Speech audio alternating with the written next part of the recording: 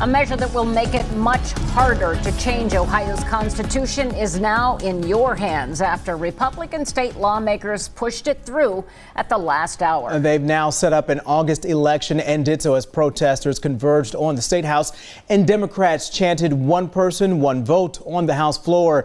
NBC4's Natalie Fahmy joins us live. Natalie, that crowd was rather large earlier today. That's right. Hundreds of protesters gathered here at the State House for what was a heated House session, with debate lasting nearly 2 hours. And House Republicans ultimately ended up passing the resolution with 62 votes. They needed 60.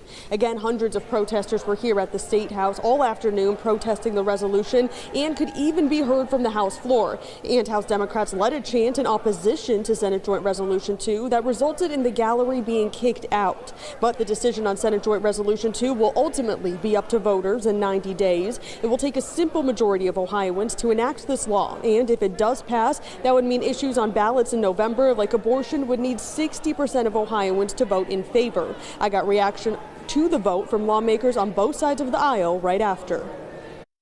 We've been working on this for 6 months, and we've always believed that if this was brought to the floor, that it would have the votes to pass.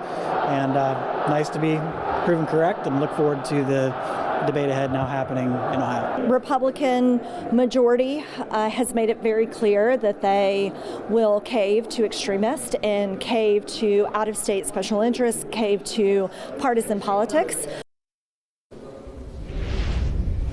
The resolution now goes to the Secretary of State's desk. He will send it to the ballot board to approve the language. Again, voters will be deciding on this issue in 90 days. That's on August 8th. Local 3 at the State House, I'm Natalie Fahmy, NBC4.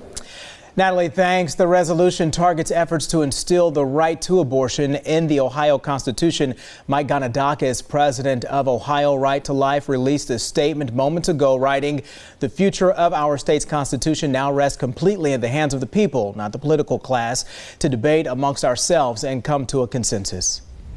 Meanwhile, the campaign for Mayor Andrew Ginther says the fight is far from over, and the mayor looks forward to working with Democratic leadership to ensure the will of Ohio voters on access to reproductive rights is heard loud and clear.